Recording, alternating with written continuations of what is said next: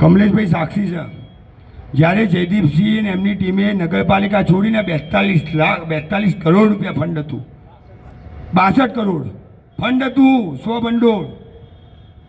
છેલ્લે મહાનગરપાલિકાની જાહેરાત થઈ એના પહેલાં હાઈકોર્ટે નગરપાલિકાને તાળું મારવાનો ઓર્ડર કર્યો હતો.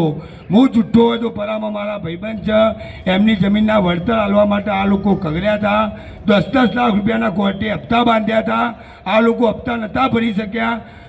હાઈકોર્ટે હુકમ કર્યો હતો કે જે ચીફ ઓફિસર હતા એમને ધરપકડ કરવી, નગરપાલિકાને તાળા મારવા. પણ નસીબ આમનું સારું કે મહાનગરપાલિકાની જાહેરાત થઈને આ લોકો બચી ગયા. કોઈને ખબર નહીં હોય, મારા ભાઈબંધની જમીન 1992માં નગરપાલિકાએ એક્વાયર કરી હતી રોડ માટે. એ વળતર માટે લડ્યો. 2 કરોડ ને 60 લાખ રૂપિયા વળતર એને નક્કી કર્યું હતું ને આ લોકો નહોતા ભરી શક્યા. તળિયું કરીને ગયા છે. 62 કરોડ તો બીજા એ તો વાપરીને ગયા, જે આયા વાપરીને ગયા. અને હું તો જાણું છું, મારા મિત્રો હતા, ચા પીવાના પૈસા નહીં, એસી ગાડીઓ ફરવા માંડ્યા નગરપાલિકાની બદોલતે. અને જો કોઈ મને મળે ને તો હું એક માણસના નામ સાથે કહી દઈશ કે આ માણસે ક્યાંથી શું કર્યું. અને અમે એવા માણસ છીએ, હું 9 વર્ષ સિવિલની કેન્ટીન ચલાવી, તમામથી ઘણા લોકોના કામ કર્યા છે. 1 રૂપિયો કદી કોઈને આપવા દીધો હોય તો કહેજો, ઊભા થઈને કહેજો.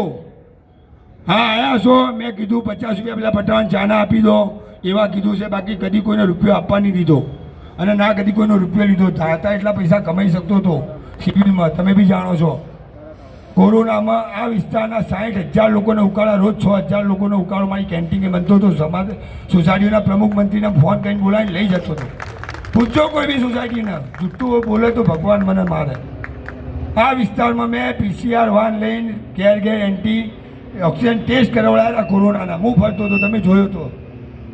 આ વિસ્તારના અબ્દુલભાઈ કે તમે લક્ષ્મણ કાકા કે ખાડિયા વિસ્તાર ભૂપતભાઈ પૂછજો, મારા પોતાના કચ્છે 3 લાખ રૂપિયાની રાશનની કીટો વેચી હતી 2020માં.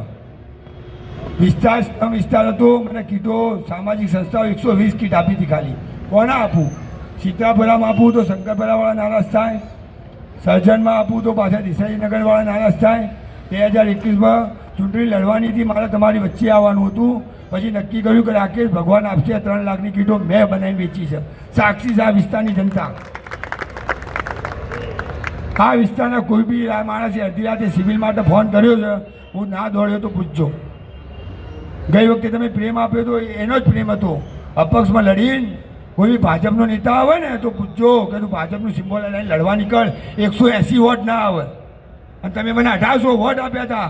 મારો કોઈ સમાજ નહીં, મારા સમાજના 20 વોટ બી નહીં, મને 18 આલમે વોટ આપ્યા હતા. મને શું હિન્દુ શું મુસ્લિમ દરેકે વોટ આપ્યા હતા. પણ હવે હું વિનંતી કરું છું કે 1800 ને 5800 કરજો ને પેનલને જીતાડજો.